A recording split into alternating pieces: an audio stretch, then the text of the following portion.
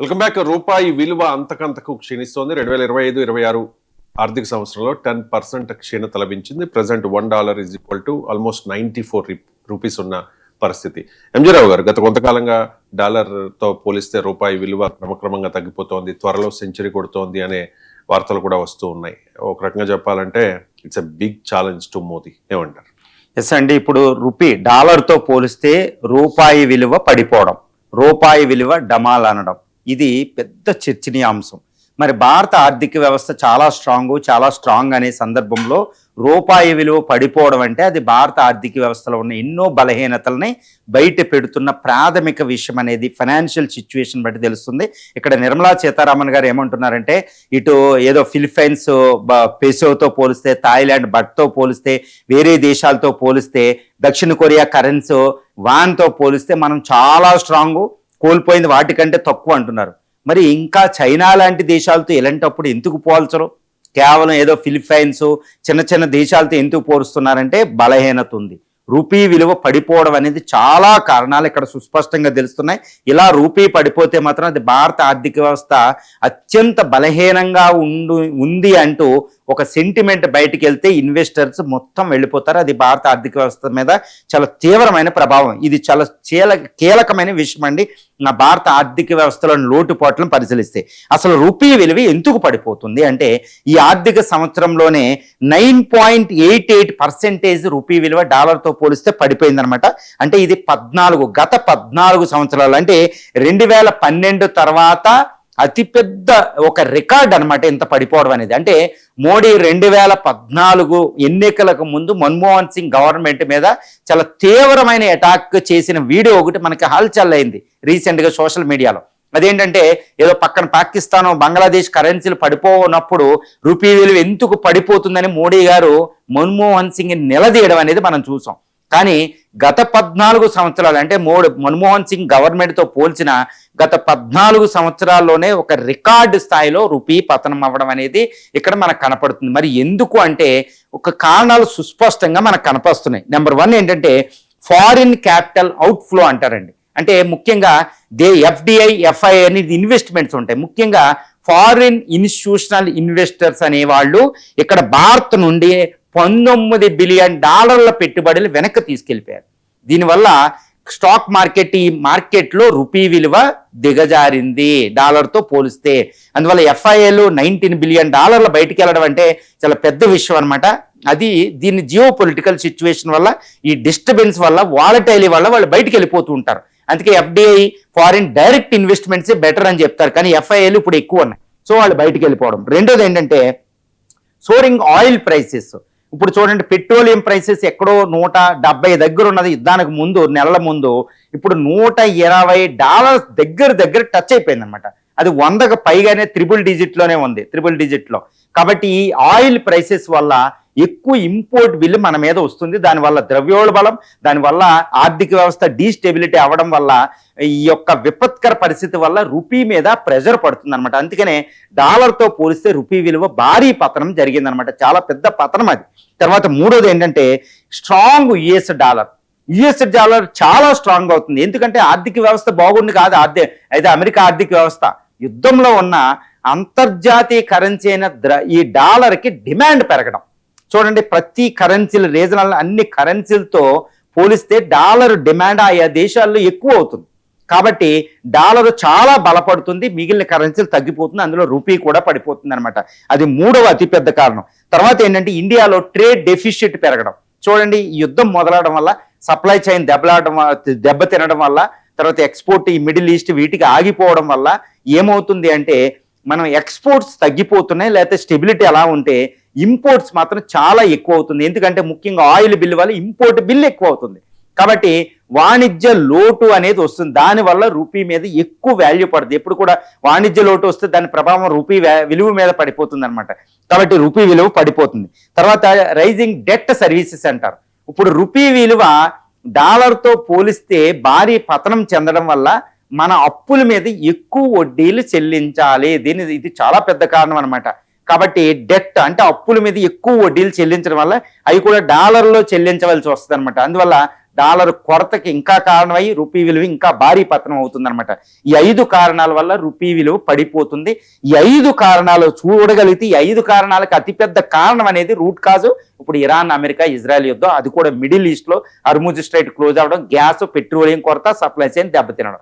కాబట్టి ఈ యుద్ధం కొనసాగినంత కాలం, యుద్ధం ఆగిపోయినా కొన్ని నెలల పాటు ఈ యొక్క ప్రభావం, ఈ కారణాల ప్రభావం వల్ల ఇంకా రూపీ 100 అనే మార్క్ని ఇంకా ఈజీగా చేరుకోబోతుంది. అంటే ఇప్పుడున్న పరిస్థితులను బట్టి 97 అనేది వారంలోనే చేరుకోవచ్చు. ఇప్పుడు $1కి 100 రూపాయలు అనేది ఈజీగా చేరిపోయే అవకాశాలు ఉన్నాయి. అది చరిత్రలోనే చాలా దారుణమైన విషయం అవ్వబోతుంది ఇండియన్ ఎకానమీకి అనమాట. అంత పతనం అవ్వకూడదు. మరి గవర్నమెంట్ ఏం చేస్తుంది అంటే, రీసెంట్ గా గుర్తుపెట్టుకోవాలి, ఎక్కువ ఎఫ్ఐఐలు బయటికి వెళ్ళిపోతున్నాయి కాబట్టి ఫారిన్ ఇన్స్టిట్యూషనల్ ఇన్వెస్ట్మెంట్ అవుట్ఫ్లో అవుతుంది కాబట్టి ఎక్కువ రావడానికి చైనా మీద విధించిన మనం ఆంక్షలను తొలగించాం. చైనా నుంచి ఎక్కువ ఇన్వెస్ట్మెంట్ వచ్చేటప్పుడు రీసెంట్ గా యుద్ధం మొదలైన తర్వాత ప్రైమ్ మినిస్టర్ మోడీ గారు డిసిషన్ తీసుకోవడం అంటే ఎక్కువ ఇన్వెస్ట్మెంట్ చైనా నుంచి వచ్చే అవకాశం ఉందన్నమాట.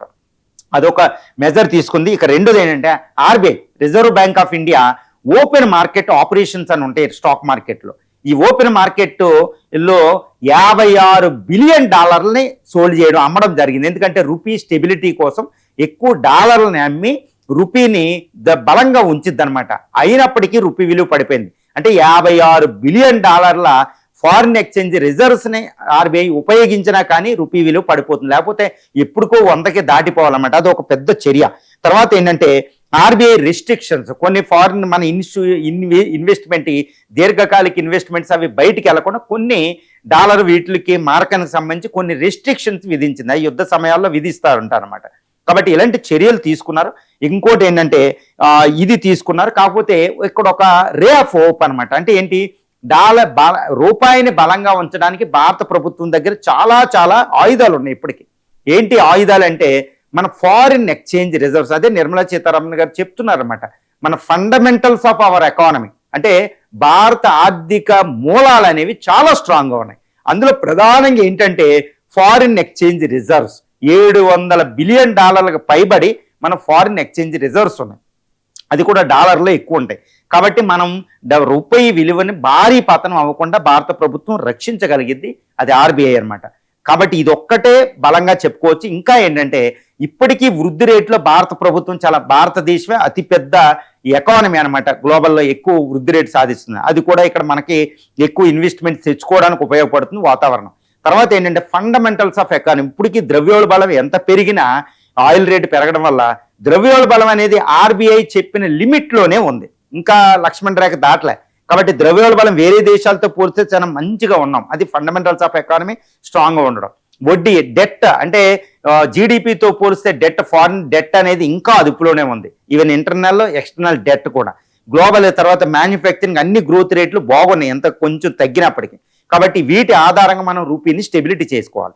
కానీ భవిష్యత్తులో భారత ప్రభుత్వానికి ఇది బిగ్గెస్ట్ ఛాలెంజ్. అంటే నిర్మలా సీతారామన్ గారు గత ఎన్ని సంవత్సరాలుగా పనిచేసినా ఆవిడకి ఒక అతిపెద్ద ఛాలెంజ్, మోడీ ప్రభుత్వానికి చాలా పెద్ద ఛాలెంజ్. అది కూడా ఇప్పుడు ఎన్నికల వేళ రూపీ పడిపోవడం అనేది అపోజిషన్ చేతిలో ఒక పెద్ద ఆయుధం. ఇప్పటికే రాహుల్ గాంధీ గారు చెప్తున్నారు, ఇండియాని తాకట్టు పెట్టడం వల్ల రూపీ విలువ పడిపోతుంది, ఇది మోడీ యొక్క అసమర్థత అంటూ రాహుల్ గాంధీ గారు అటాక్ చేయడం అనేది మనం చూస్తున్న. కాంగ్రెస్ అన్ని రాష్ట్రాల్లో కూడా అటాక్ చేస్తుంది. కాబట్టి మరి భారత ప్రభుత్వం ఏం చేయాలి? రూపీ విలువ 100కి చేరకుండా, అంటే 100కి చేరడం అనేది చాలా పెద్ద విషయం అండి. ఎందుకంటే సెంటిమెంట్, సైకలాజికల్ లిమిట్ అనేది ఒకటి ఉంటుంది అనమాట. అది 90 దాటడం అనేది సైకలాజికల్ లిమిట్. ఇప్పుడు రూపీ విలువ $1కి 100 రూపాయలు అనేది ఒకటి వస్తే అది భారతదేశం మీద చాలా తీవ్రమైన ప్రభావం చూపిస్తుంది. ఎందుకంటే స్టాక్ మార్కెట్లో, ఈ పెట్టుబడుల మార్కెట్లో ఏంటంటే అది ఒక సైకలాజికల్ లిమిట్. అది పడిపోతే మనం నిరుత్సాహపడిపోవాలి. ఎంటైర్ ఇన్వెస్టర్స్ వీళ్ళందరూ, ఎక్స్పోర్టర్స్ వీళ్ళంతా.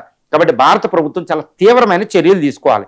ఎందుకంటే యుద్ధం ఇంకో నెలపాటు కొనసాగే అవకాశం ఉంది. యుద్ధం ఆగిపోయినా దాని ప్రభావం, దుష్ఫలితాలు దీని మీద ఉండిపోయే అవకాశం ఉంది, గ్యాస్, ఆయిల్ సరఫరాలో, సప్లై చైన్ విషయంలో. కాబట్టి భారత ప్రభుత్వం చాలా తీవ్రమైన చర్యలు తీసుకోవాలి. ఏంటంటే ఫారిన్ ఎక్స్చేంజ్ రిజర్వ్స్ ఉపయోగించి రూపీని మార్కెట్లో ఆర్బీఐ కాపాడుతూ ఉండాలి. అది చాలా పెద్ద విషయం. తర్వాత 2, ఎక్కువ ఇన్వెస్ట్మెంట్స్ వచ్చేటట్టు యుద్ధంలో లేని చైనా, ఇటు జపాను, ఇటు ఆస్ట్రేలియా, ఈ లాటిన్ అమెరికా, ఈ దేశాల నుంచి, సింగపూర్, ఈ ప్రాంతాల నుంచి ఎక్కువ ఇన్వెస్ట్మెంట్ వచ్చేటట్టు చేయాలి. కాబట్టి ఎకనామిక్ రిఫార్మ్స్ మెజర్స్ అవసరం, రీసెంట్గా చైనా విషయంలో చేసినట్టు. దానివల్ల ఎక్కువ ఇన్వెస్ట్మెంట్స్ బయటికి వెళ్ళాలి. ఇక 3వది ఏంటంటే, ఇండియాలో చాలా జాగ్రత్తగా మార్కెట్ని మేనేజ్ చేయాలి. దానివల్ల ఏంటి, ఇండియాలో కోశ విధానం అని ఒకటి ఉంటుంది, ఫిస్కల్ పాలసీ, ద్రవ్య విధానం మానిటరీ పాలసీ ఆఫ్ ఆర్బీఐ అని ఉంటుంది. అంటే మినిస్ట్రీ ఆఫ్ ఎకనామిక్ అఫైర్స్ ఇటు ఆర్బీఐ కలిసి కోశ ద్రవ్య విధానాలు చాలా జాగ్రత్తగా సమన్వయంగా మెయింటైన్ చేయాలన్నమాట. అంత ఈజీ కాదు ఇది. అలా చేయగలిగితే రూపీ స్టెబిలిటీని మనం కాపాడి గ్రోత్ రేట్ని ముందుకు తీసుకెళ్ళవచ్చు అనమాట. తర్వాత ఎకనామిక్ రిఫార్మ్స్ కూడా అవసరం అనమాట. ఇదోటి. తర్వాత డొమెస్టిక్ డిమాండ్, అంటే భారతదేశంలో ఇప్పుడు ఎక్స్పోర్ట్స్ ఆగిపోయినాయి కాబట్టి డొమెస్టిక్ డిమాండ్ని పెంచగలగాలి. రీసెంట్గా ప్రైమ్ మినిస్టర్ మోడీ గారు ఆ విషయంలో చాలా మంచి చర్యలు తీసుకుంటారు. ఎందుకంటే స్వదేశీయతను పెంచాలి, స్వదేశీయ వస్తువులు ఎక్కువ కొనుక్కునేటట్టు మనం ప్రోత్సహించగలిగితే ఎక్స్పోర్ట్స్ తగ్గిపోయింది అనేది ఇక్కడ పూరించవచ్చు అనమాట. అది చాలా పెద్ద చర్య అవ్వబోతుంది. ఈ విధంగా మనం రూపాయిని కాపాడగలుగుతాం. ఈ ఇంటర్నేషనల్ డీస్టెబిలిటీ అయ్యే క్షణంలో రూపీ విలువ పడిపోవడం వల్ల ఇక్కడ మోడీ గవర్నమెంట్కే చెడ్డ పేరు వస్తుంది. కానీ అసలైన విషయం ఏంటంటే ఇప్పుడు ఇంతటి దారుణమైన జియో పొలిటికల్ డీస్టెబిలైజ్డ్ సిచ్యువేషన్లో, వాలటైల్ సిచ్యువేషన్లో ఏ దేశం కూడా ఇమ్యూన్ కాదు, ఏ దేశం కూడా తమ కరెన్సీని రక్షించుకోలేదు. కాబట్టి భారతదేశంలో కరెన్సీ పడిపోవడం అనేది అన్ని దేశాల్లో జరిగేదే జరుగుతుంది. కాకపోతే ఇక్కడ మనం Viksit Bharat, highest growth rate, G20లోనే టాప్ ఎకానమీ అవ్వడం, మన లక్ష్యాలనేవి దిగ్విజయంగా ఉన్నప్పుడు యుద్ధం కొనసాగినా మనం రూపీని కాపాడుకోవడం అనేది చాలా చాలా ఇంపార్టెంట్. కాబట్టి ఇది one of the biggest challenges of before the Modi government అని మనం చెప్పవచ్చు. రైట్. ఇవాళ